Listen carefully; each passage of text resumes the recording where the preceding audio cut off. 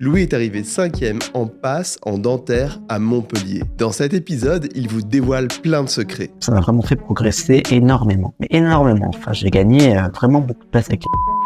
Je sais, je suis cruel, il faut écouter le podcast. Louis est un très bon élève, et ce, depuis le lycée. Mais en arrivant en passe, il a pris une claque. Franchement, j'ai commencé après rentrer, je savais pas vraiment travailler. J'ai testé un peu des différentes méthodes et j'ai vraiment pris de mauvaises notes. Comme je te disais, au lycée, je travaillais comme il fallait. Et en médecine, ça suffit plus. Il y a beau avoir des facilités. Ne pas savoir travailler, c'est aller directement à l'échec. Mais entre prépa et tutorat, son cœur balance. Je me suis rendu compte que l'offre du tutorat Montpellier en particulier était très performante. Dans cet épisode, on a détaillé la méthode de travail de Louis et aussi sa journée type, heure par heure. Je me réveille à 8h. Je commence donc à travailler vers 9h. Bref, on a tout passé au peigne fin. Vous allez aussi découvrir comment Louis a géré sa période de révision. Vous allez voir, c'est assez étonnant et extrêmement efficace. Waouh, je suis vachement impressionné. Je n'en dis pas plus, bonne écoute.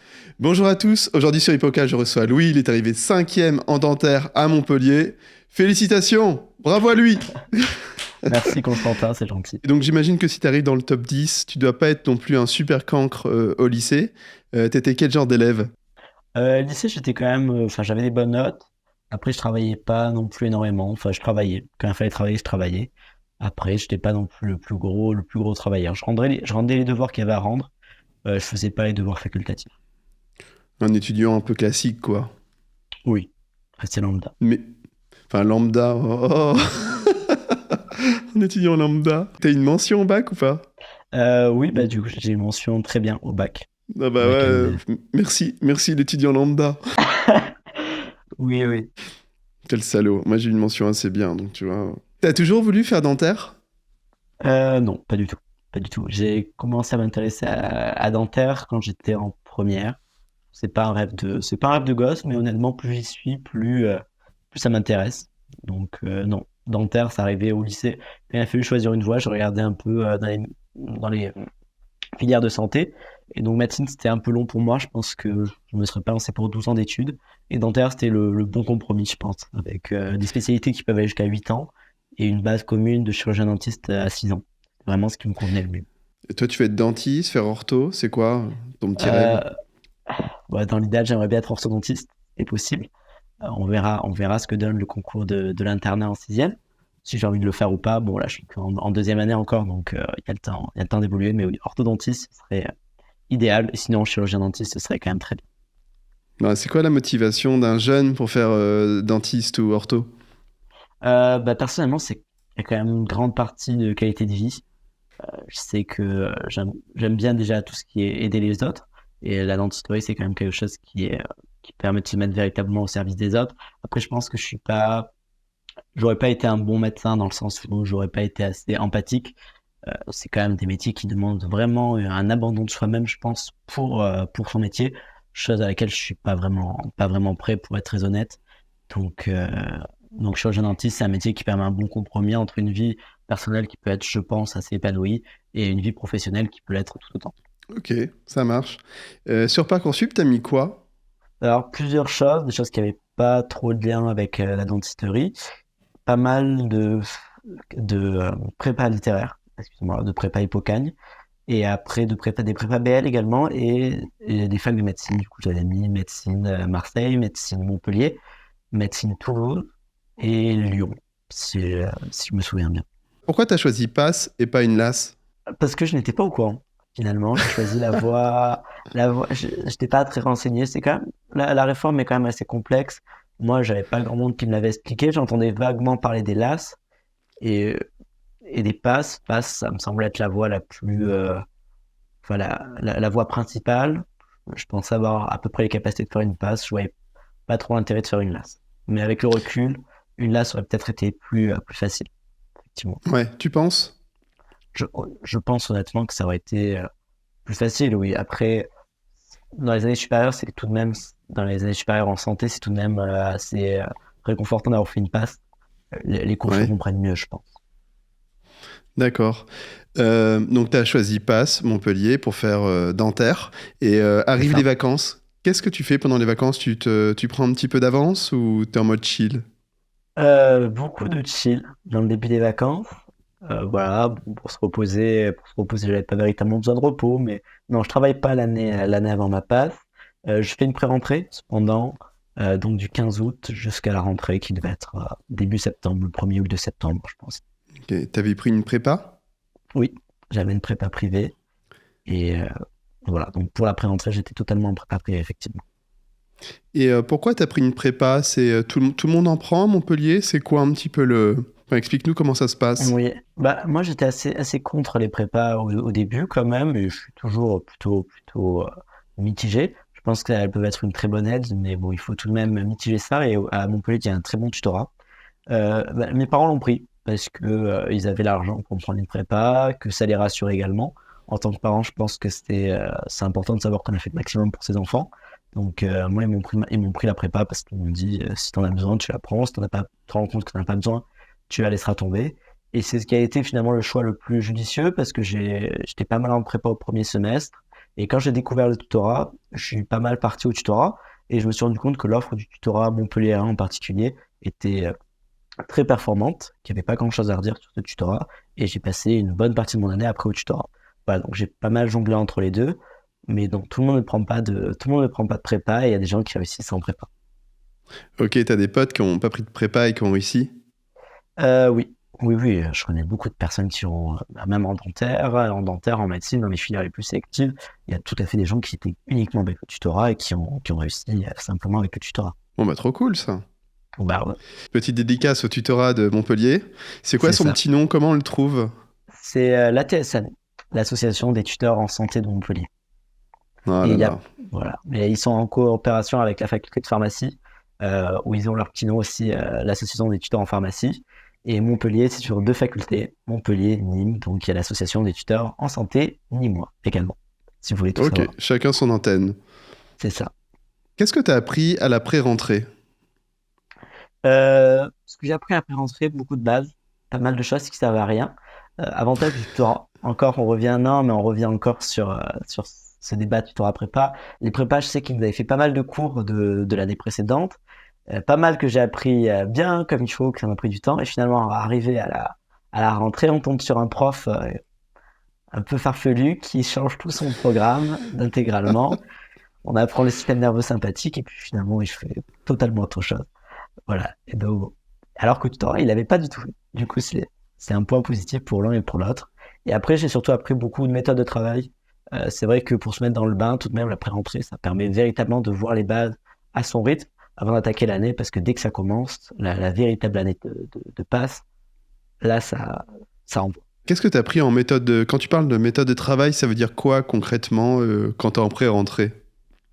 Quand on prend entrée, je pense que c'est la période où il y a le plus d'expérimentations qui sont faisables. La méthode de travail, ça se trouve pas du premier coup. Enfin, peut-être que certains la trouvent du premier coup. Moi, ça n'a pas été le cas. Comme je te disais, au lycée, je travaillais quand il fallait. Et en médecine, ça suffit plus. Il y a beau avoir des facilités.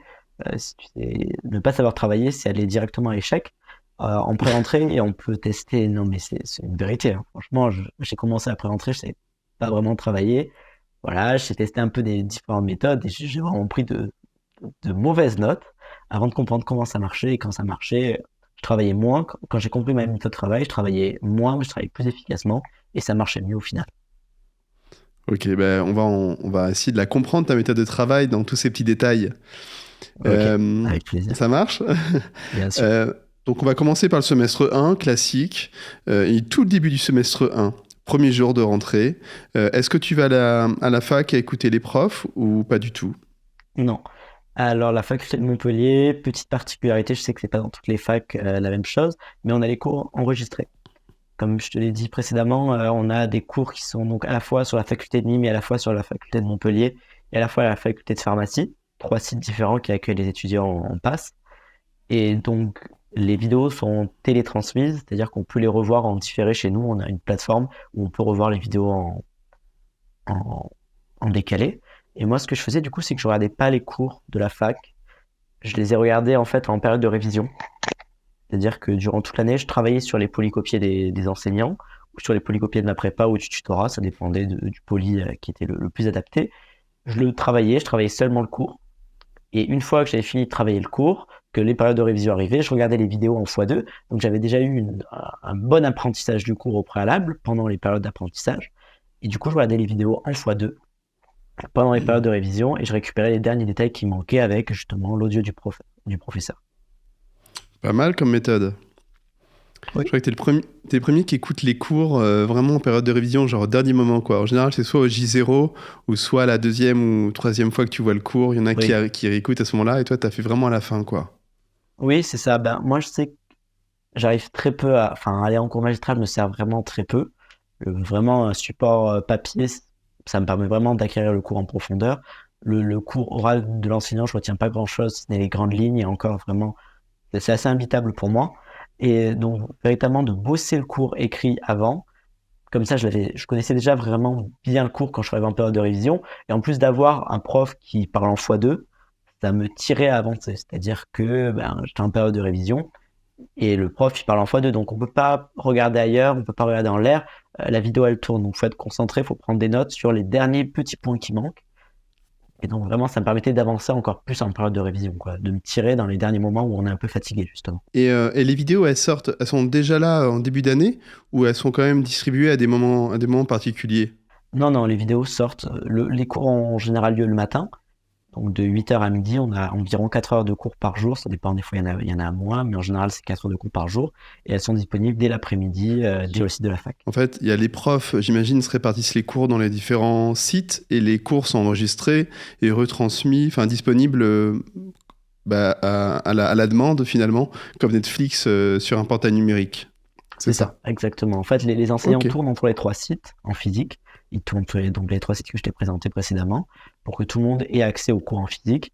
Et après, ils sont disponibles dès l'après-midi sur les plateformes Moodle. Les meilleures plateformes du moment. On adore. On adore. Ok, quelle était ta méthode d'organisation? Genre, est-ce que tu utilisais la méthode des J ou d'autres méthodes? Alors, très variable, ça dépendait des périodes. J'avais des méthodes d'organisation très différentes entre les méthodes les périodes de révision et les périodes d'apprentissage. Période d'apprentissage, effectivement, j'utilisais la méthode des J, mais de manière vraiment très peu sérieuse. J'avais donc installé une application Puissance J qui me donnait les cours à revoir de manière régulière. Effectivement, ces cours-là, j'essayais de les insérer dans ma journée. Voilà, je prenais environ 70% de ma journée à travailler les nouveaux cours et 30% de ma journée à réviser les anciens cours. Cette méthode des J, tu la faisais sur tous les cours ou pas? Oui, je la faisais sur tous les cours. Principalement quand comme je te l'ai dit, que j'appliquais pas à la lettre la méthode des J, ça dépendait également, j'avais des cols parfois qui tombaient au tutorat ou à la prépa, et donc j'organisais mes révisions en fonction des cols. Mais effectivement, j'avais une méthode des J que j'appliquais pour tous les cours, pour l'ensemble des cours. Après, des fois, il y avait certains cours où je voyais que je connaissais déjà pas mal les cours dès le deuxième J, et donc j'arrêtais de les réviser au bout du troisième. Mais il y avait des cours qui étaient plus difficiles où je les plaçais justement sur les J que j'avais enlevés d'autres matières. J'ajustais un peu en fonction de mon ressenti sur les cours. Et c'était quoi ta séquence de J? Ma séquence de J, alors là, j'avais J0, J3. Ah ouais, tu faisais pas de J1, J2? Non, J0, J3, J8, J15 et J20. D'accord. J'allais pas au-delà en général. Et t'allais pas au-delà? Donc ça veut dire que les premiers cours, genre en septembre, allez, admettons que c'est la rentrée, c'est le 1er septembre pour simplifier, le 20 septembre, tu pouvais voir pour la dernière fois un cours. Et après, tu le revoyais en révision, quand même, ou pas? Oui, bien sûr, je le revoyais en révision et je le revoyais également pour l'école commune, des fois. Il n'y avait pas un J attitré, mais quand j'avais une colle commune, par exemple, j'avais des concours blancs en physiologie, par exemple, ou qui reprenaient tout le programme depuis le début de l'année. Là, je revoyais le cours pour la colle, justement, mais je le revoyais, j'avais pas un J attitré. En tout cas, c'était en fonction des différents événements qui étaient organisés par la prépa et par le tutorat. Donc ça, c'est la méthode des J, c'était pendant la période de cours, même si tu n'allais pas en cours. Exactement. Et tu changeais ta méthode, tu l'adaptais quand tu avais une colle ou quand tu savais que tu maîtrisais bien le cours. Et en période de révision, c'était une autre façon de faire. Exactement. On en reparlera un petit peu après la période de révision, parce que je pense que c'est une période un petit peu particulière. À moins que pour toi, ça soit pareil. Non, pour moi, c'est totalement différent. Alors, on en parle après. Ouais. Qu'est-ce que tu faisais? Donc maintenant, on a ta séquence. Donc au J0, qu'est-ce que tu faisais? J0, découverte du cours, et je lisais le cours en général. Un cours, je mettais environ 2 heures à le travailler. Chaque J durait 2 heures. Donc je lis le cours en globalité, j'essaie de le comprendre. Ça me prend environ une demi-heure, comprendre le cours vraiment dans les très grandes lignes, comprendre le plan, principalement comprendre le plan. Mettez une demi-heure. Et après, j'attaquais directement les flashcards. Je flashcardais tous mes cours. Ah, le secret! Le petit secret arrive enfin! Le secret, oui, les flashcards. Là, Alors, j'en ai à voir, là. non mais attends, Les tu mecs. flashcardais. Oui, Ah bah, ouais, ouais, donc tu... j'ai des boîtes comme ça de flashcards sur tous Putain, mes j'allais te cours. poser la question, t'es sur Anki ou Quizlet? Non, non, t'es sur papier. Non, je suis sur papier. Quizlet et Anki, c'était beaucoup trop long pour moi et je retenais beaucoup moins quand je faisais mes flashcards sur Quizlet et Anki. J'avais débuté au début de l'année, mais je les ai pas continués après. Voilà, et du coup, je faisais mes flashcards au format papier. Voilà, Vas-y, alors... j'ai dû abattre une ah. demi-forêt, je pense. Et donc en fait, pendant cette période de découverte, tu faisais tes flashcards, donc ça durait 2 heures pour tout faire? Non, non, non. Alors, en fait, les flashcards, je les construisais au fil des J. Au fil des J, chaque fois, j'approfondissais le cours. Donc, les flashcards, au début, portaient essentiellement sur les notions les plus générales. Et puis, plus j'avançais dans les J, plus je créais donc de nouvelles flashcards. Et les flashcards que je connaissais déjà, je les jetais. Ah ouais, D'accord? t'as pas peur de... C'est-à-dire que Ouais. chaque J était composé. Donc, première partie, je revoyais mes flashcards. Ça me prenait environ 10-20 minutes. Ça me remettait le cours en tête, ça me remettait les petites notions en tête. À partir de là, les cartes que je connaissais très bien, je les évacuais, je les jetais à la poubelle. Et après, je reprenais mon cours, que je lisais, et en même temps que je lisais le cours, je réalisais mes flashcards. C'est-à-dire, je m'interrogeais sur le cours, je me posais des questions. Par exemple, je sais pas, mais la myéline recouvre les axones. Je sais plus si c'est vrai, je dis peut-être une grosse bêtise.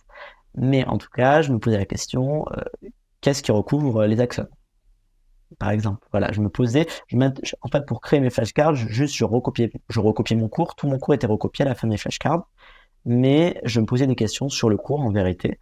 Voilà, je m'interrogeais sous forme de questions et je le transformais en flashcard, et ça me permettait véritablement de faire un effort de compréhension sur mon cours, tout en restant ludique, parce que en vérité, créer des questions à partir de son cours, c'est assez ludique. Donc voilà, ça me permettait de rester concentré et de toujours avancer. Ok, c'est vachement intéressant.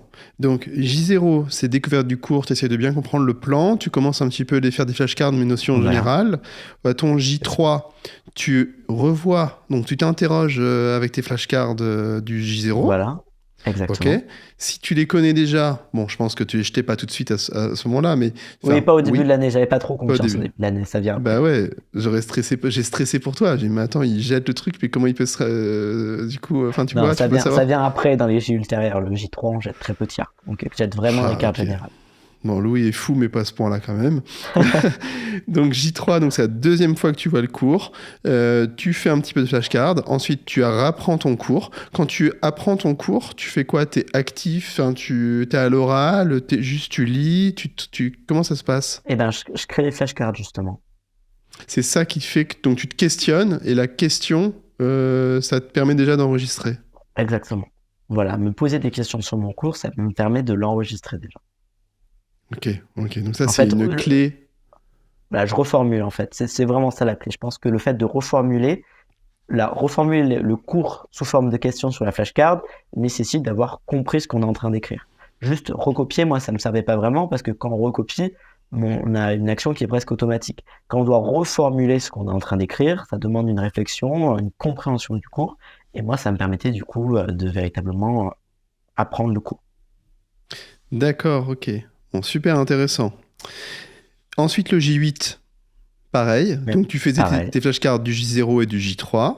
Hop. Voilà, celle qui restait. Ok.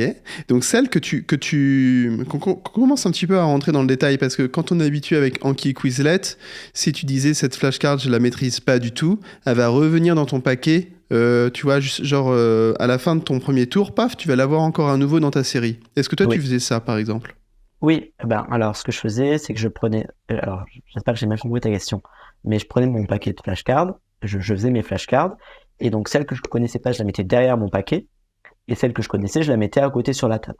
D'accord? Ce qui fait qu'une fois que j'ai fait toutes les flashcards, j'arrivais à la fin du paquet. Voilà, je la mettais derrière, le paquet avance et je reviens dessus. Et donc, au deuxième tour, il y a que les flashcards que j'ai pas eu du premier coup qui reviennent dans mon paquet. Et donc, effectivement, c'est ce que tu peux retrouver sur Quizlet et Anki. Moi, ce que j'aime pas trop sur Quizlet et Anki, c'est qu'on pouvait pas fusionner après les différents cours.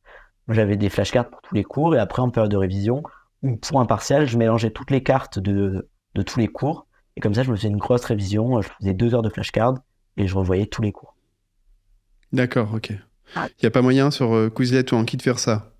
Alors, pas ma connaissance. Enfin, après, peut-être D'accord. que je suis passé à côté. Anki, je connaissais pas. J'étais sur Quizlet, moi.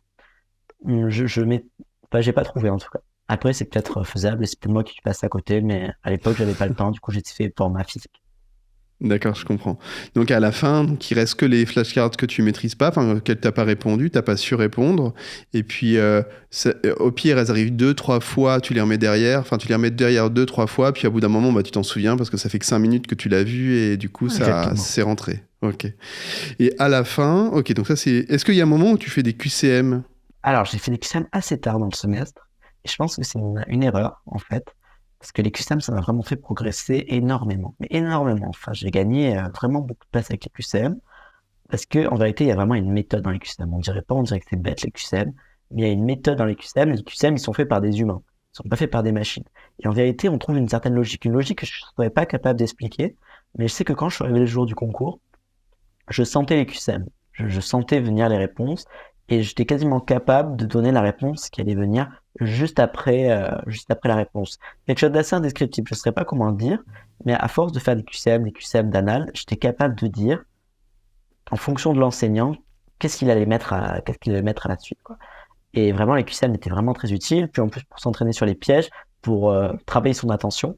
Et je trouvais également que les flashcards étaient très pratiques pour répondre aux QCM après, parce qu'en fait, la réponse était quasiment évidente. Il y avait plein de QCM où j'avais déjà la flashcard dans mon temps, en fait. Je m'étais posé la question dessus. C'est-à-dire, qu'est-ce qui recouvre les axones de la myéline quand il utilisait, je sais pas, du gras entoure les axones. Voilà, je savais que non, c'était de la myéline qui entourait les axones. Voilà, donc pour moi, c'était rouge, le truc était totalement faux. Donc les QCM, quand tu dis que tu les as commencés tard, c'était quand? Je dirais que c'était octobre, donc c'était pas non plus très tard, mais vraiment, commencer les QCM, c'est super parce qu'en plus, ça permet de faire de la méthode par récupération, c'est-à-dire de s'interroger sur le cours. Les QCM, j'ai fini par les intégrer à mes périodes de J, pas pour tous les J. C'est pour ça que je n'en ai pas parlé lorsque j'ai parlé de ma méthode, mais j'intégrais les QCM sur les cours les plus complexes, où il y avait pas mal d'exercices. J'intégrais les QCM au départ. Et aussi, ce que je faisais sur les QCM, c'était particulièrement sur les matières à réflexion, où je révisais en fait mes QCM avec mon cours. En fait, je faisais mes QCM avec mon cours sous les yeux, de manière à comprendre véritablement ce qu'on me demandait, en fait. Et de chaque QCM, je tirais une morale, en fait. Chaque QCM qui est posé en examen renvoie à une partie du cours. Et donc, en fait, le fait de faire les QCM avec le cours sous les yeux, ça me permettait de véritablement comprendre le cours ou à quoi le QCM servait. Et à partir de là, les formules rentraient bien. Donc, c'est vrai que les QCM, je les ai particulièrement mis en place pour les matières à réflexion. Et après, pour les matières à par cœur, je les mettais en place également pour faire plus de la méthode par récupération. Bah maintenant, je te propose qu'on attaque dans ta journée. On va disséquer ta journée, voir à quelle heure tu commences, à quelle heure tu finis et qu'est-ce que tu fais exactement. Donc voilà, je te laisse nous raconter ça à partir du moment où tu te réveilles. Je me réveille à 8h. 8h, je mets environ 1 heure pour me préparer. Je commence donc à travailler vers 9h. 9h midi, je travaillais donc sur les cours, plutôt les cours qui étaient passés. Midi, 1 heure pour manger. Après, donc j'avais 2 heures de cours à ma prépa, en général. Et donc on arrive à 15h. 15h, 20h, même 15h, 21h, je travaillais à la BU sur les cours qui étaient passés ou sur les cours que je devais réviser. 21h, je rentre chez moi, je mange. Donc on arrive à 22h et je travaille jusqu'à minuit. Voilà. Donc ça me faisait une journée qui commençait à 8h, se finissait à minuit. Ouais, donc en fait, le matin, tu réserves pour les cours que tu as déjà fait. C'est pas tes J0. Non, parce que j'avais donc mes cours à la prépa, donc où ils nous donnaient les cours rédigés. Donc en fait, les nouveaux cours, je les avais seulement l'après-midi de 13h à 15h. Ok, et en fait, c'est ça, c'est ta prépa qui donne le rythme, qui te donne le J0 finalement. C'est ça, au début de l'année, c'était la prépa qui me donnait le J0. Je m'en suis pas mal détaché après, quand on a commencé à avoir les polis des profs, je m'en suis pas mal détaché. Mais c'est vrai qu'au début, c'était eux qui me donnaient les rythmes. Et puis après, ça dépendait. Mais le matin, c'est vrai que c'était assez consacré aux cours que j'avais déjà vus et, euh, et aux cours que je devais travailler, tout simplement. Ok, maintenant imagine ça, on est un matin et t'as vraiment la flemme, t'as envie de dormir, qu'est-ce que tu fais ou tu vois que t'es vraiment pas concentré? C'était jamais arrivé, honnêtement. C'est pas vrai. Alors franchement, un jour où je me lève, j'ai pas... Non. Non, t'as toujours Tellement... le mojo? Bah, ouais. Franchement, il y avait tellement d'adrénaline dans cette année. Tellement de... Non, ça m'est jamais arrivé. Puis je dormais bien. Tu vois, à 8 heures, je dormais bien. Je... Non, peut-être un peu énervant parce que... Mais non, Non, c'est jamais arrivé, quoi. Ok, donc t'as toujours l'énergie, toujours la motivation, voilà, tous les jours. C'est comme ça, c'est cadeau. Bah, c'est pas de la motivation, c'est la routine. Enfin, en fait, c'est vraiment ça, c'est la routine. C'est-à-dire que bah, je le fais parce que je suis pas motivé pour le faire, je suis pas particulièrement démotivé pour le faire, mais je le fais parce que je dois le faire. Que c'est voilà, que c'est la journée type, que c'est prévu. La veille, je prévois mon planning et la journée, En fait, je pense que je me posais même pas la question de est-ce que tu peux. J'avais mon truc et pourquoi ne pas le faire, quoi. Hmm. C'est plutôt ça. Enfin, je me posais pas la question. C'est pas une question de motivation, c'est une question que je le faisais sans même me motiver. C'est la journée, quoi. Ok, d'accord. Donc une super journée de 9h à 23h, minuit à peu près. Ouais. Et c'est aussi le cas le week-end, ou le week-end tu décroches un peu, il y a un moment où tu souffles. Dimanche matin, parce qu'il fallait que j'aille faire les courses dans la semaine. Donc en général, j'avais pas pris le supermarché le plus proche. Et du coup, j'allais au supermarché en courant. Comme ça me faisait 2 heures où à la fois je faisais mon sport de la semaine et à la fois j'allais faire mes courses. Gain de temps encore. Et le week-end, au contraire, non, c'est là où le week-end j'accélérais. Parce que j'avais pas ma prépa. Et du coup, j'accélérais un peu, voilà, le week-end. Voilà, je faisais 9h minuit, mais avec beaucoup moins d'interruptions que la semaine. Ah, c'est drôle. Donc le week-end, c'est là où tu te dis, t'es tranquille, t'as pas de cours parasites, là tu peux y aller à fond, quoi. Ah bah oui. Ah oui, surtout le dimanche, c'est encore mieux le dimanche. Et du coup, comment tu faisais pour quand t'achetais des œufs si tu cours? Non, alors oui, parce qu'à Montpellier, il y a les trams. Du coup, j'y allais en courant et je revenais en tram. Petite particularité. D'accord. Ok. Tu m'auras Voilà. pas. Ok. Euh, Maintenant, on arrive en période de révision. Tu m'as dit que c'était Oui, une méthode de travail totalement différente. Est-ce que tu peux oui. nous expliquer? Alors, totalement différente, parce que déjà, il faut organiser tous les cours. J'ai listé tous les cours que j'avais dans l'année. Les cours, je les ai notés avec des numéros. En fait, je notais les numéros de mes cours, c'est-à-dire j'avais l'UE 5, donc l'unité d'enseignement 5, et j'avais 22 cours peut-être en UE 5. C'était la plus grosse matière, enfin en termes de cours.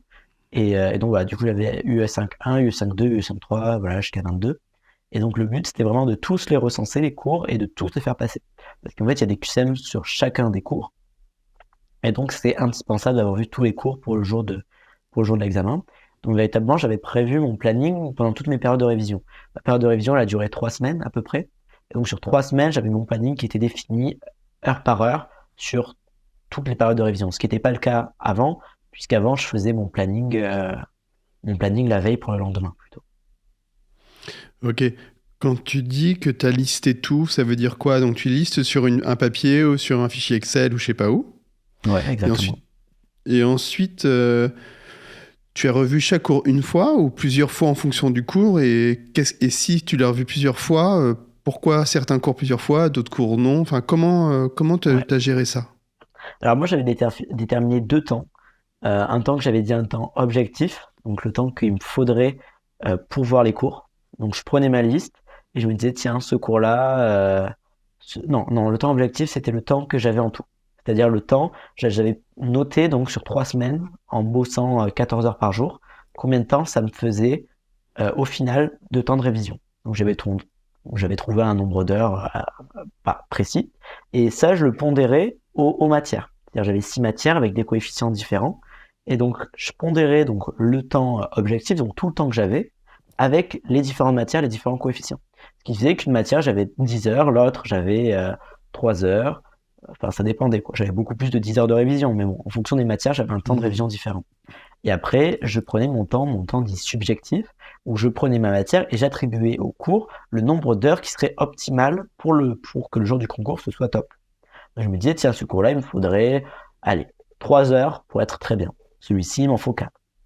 Et en fonction, je répartissais donc le temps objectif que j'avais, je le répartissais en fonction des différents cours pour que chaque cours reçoive le temps nécessaire et adapté aux exigences de cette période.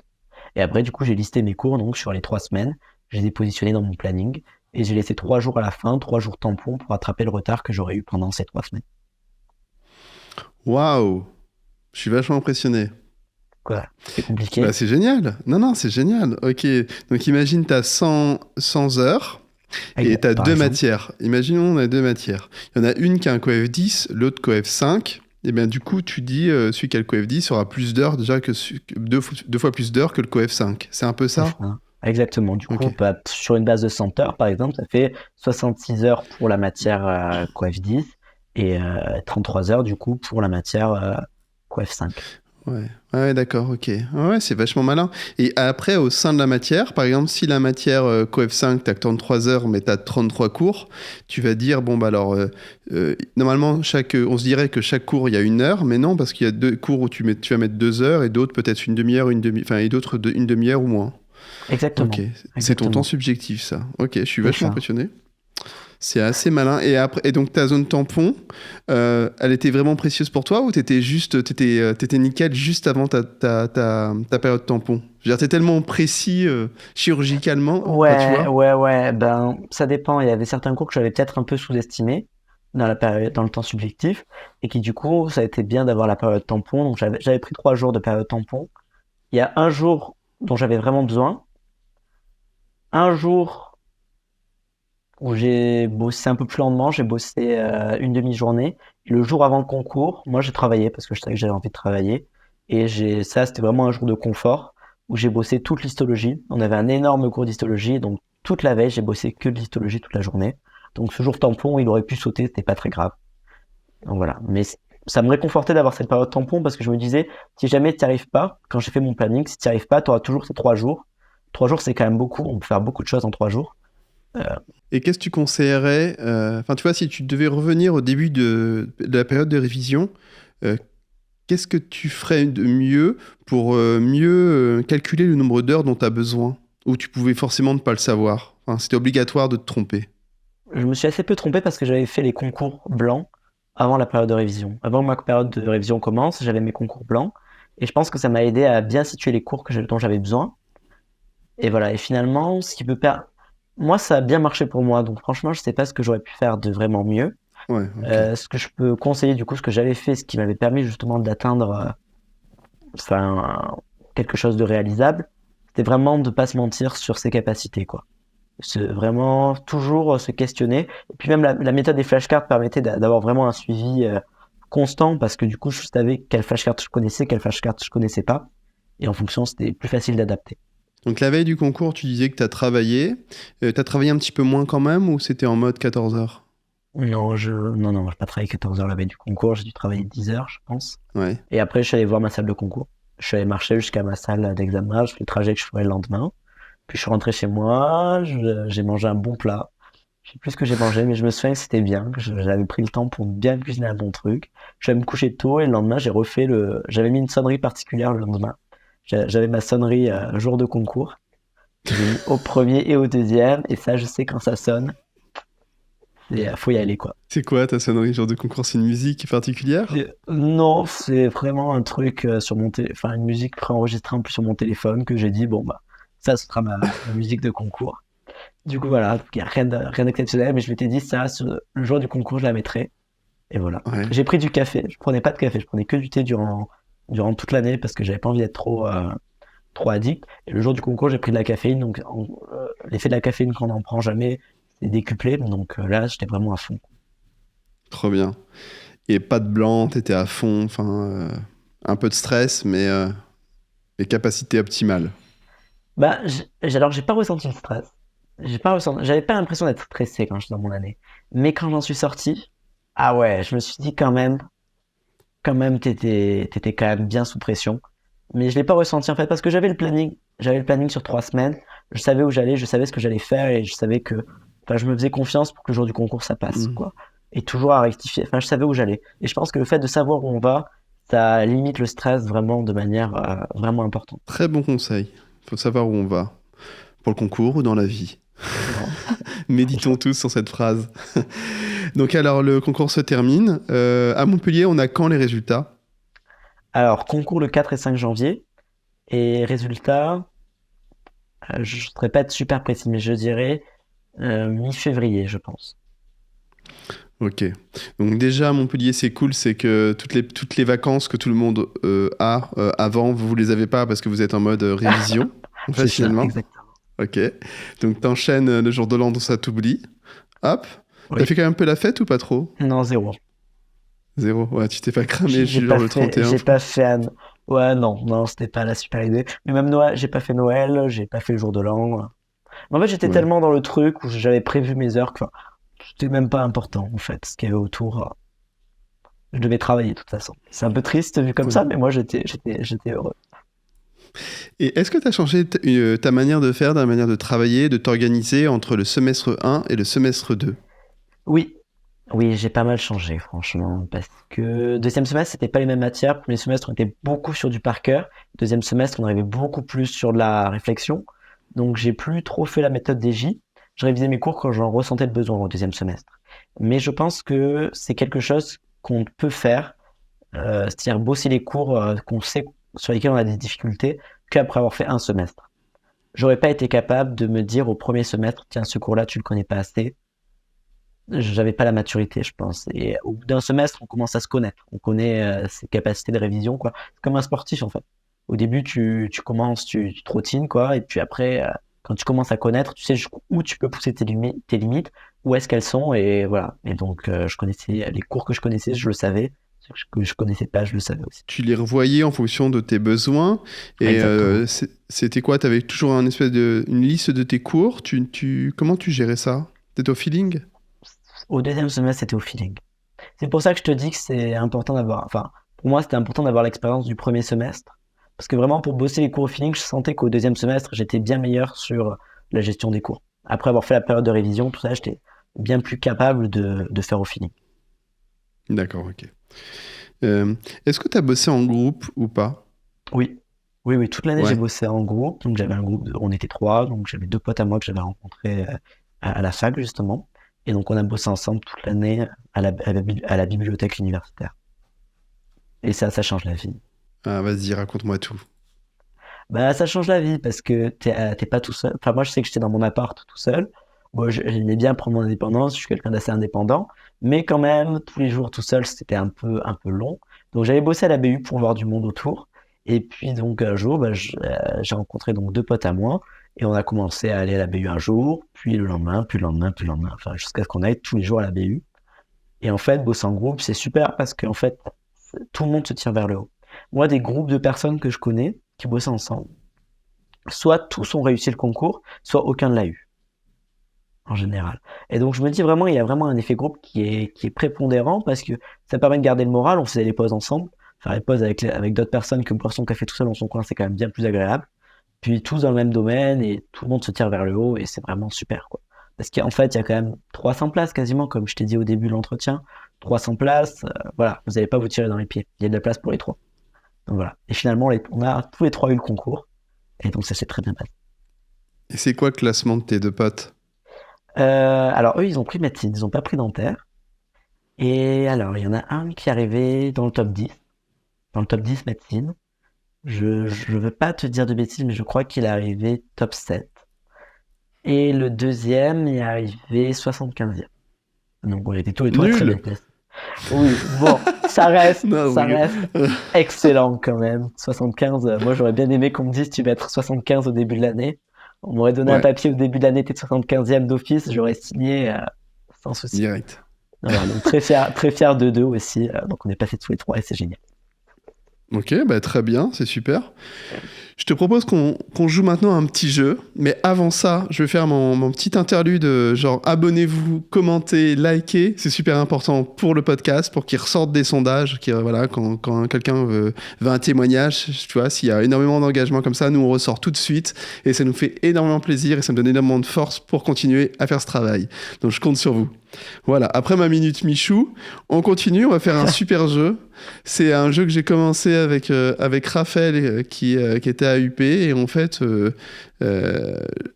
on l'a découvert ensemble et on va le poursuivre tous les deux. Louis, est-ce que t'es prêt? Ça s'appelle bonne idée, mauvaise idée.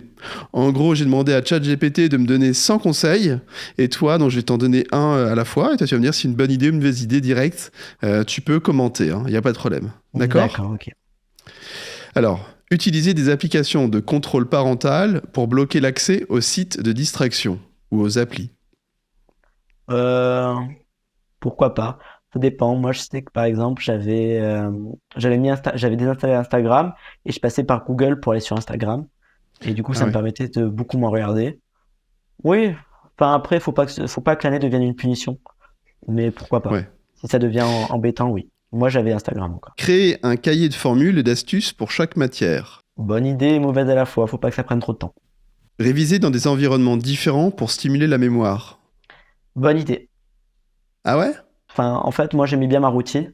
Après, je pense que réviser dans différents endroits, ça peut aider. Utiliser un pistolet à eau pour éliminer les mauvaises réponses dans un QCM imprimé. je le découvre. Bonne idée, je pense que c'est vraiment fondamental. S'entourer de peluches pour créer un environnement d'études douillet.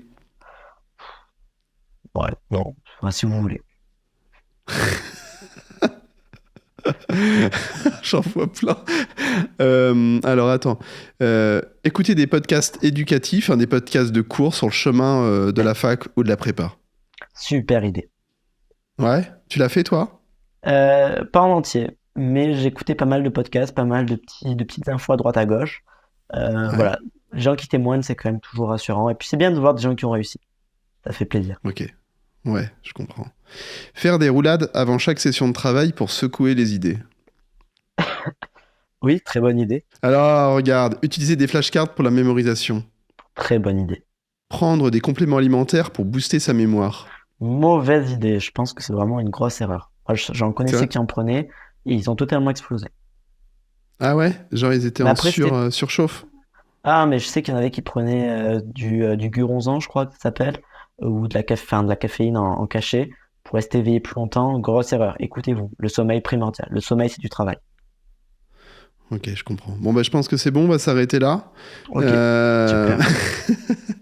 Et maintenant, je vais te demander 3 conseils à donner au futur pass à Montpellier. Qu'est-ce que tu dirais?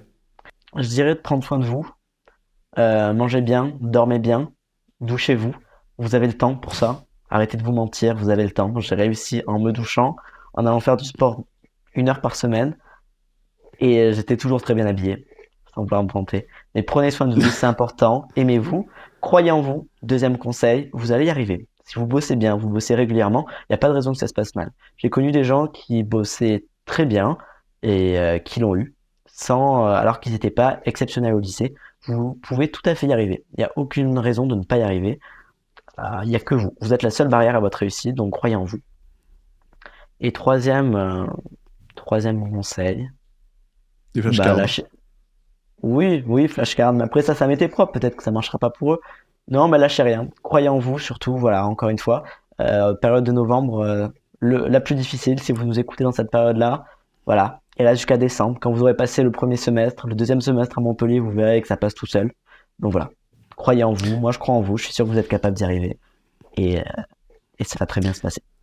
Bah, c'est trop généreux comme conseil, ça. Je voudrais revenir juste avant qu'on termine sur ce que tu disais. Est-ce que tu as en tête une histoire d'un pote ou d'une pote qui était pas très bon au lycée et qui a bien réussi médecine? Qui était pas très bon, oui. Alors, que j'avais de potes en passe, non. Mais que je vois dans les années supérieures, que ce soit en médecine ou en dentaire, des gens qui n'étaient pas très brillants au lycée, qui ont réussi, oui. Vraiment beaucoup. Vraiment beaucoup. Il faut pas se dire que tous les gens qui réussissent sont des gens qui avaient 17 de moyenne au bac. Si vous avez 17 de moyenne au bac, vous inquiétez pas, vous aurez votre année. Enfin, si vous bossez bien, vous aurez votre année, c'est certain. D'accord? Maintenant, si vous êtes moyen, mais il y a vraiment de grandes parts de chances d'y arriver. Je veux dire, quand vous arrivez en passe, tout change. D'accord? Que ce soit les bons élèves ou les mauvais élèves, tout le monde a sa chance. Et en vérité, ça change vraiment énormément du lycée. Donc oui, il y a vraiment, dans les années supérieures, il y a beaucoup de gens qui au lycée étaient vraiment moyens et qui se sont mis à bosser. Et en vérité, médecine, c'est plus du travail que de l'intelligence. Je dirais pas ça en prépa scientifique ou en prépa littéraire, mais médecine, c'est vraiment plus bête que ce qu'il faut. Si vous travaillez régulièrement et bien, que vous écoutez Hippocast régulièrement, que vous vous abonnez, que vous likez, il n'y a aucune chance que ça se passe mal. Je te remercie, Louis. Bon, on s'arrête là-dessus. Allez, à Super. bientôt. Merci, Ciao. Constantin. Avec plaisir, salut.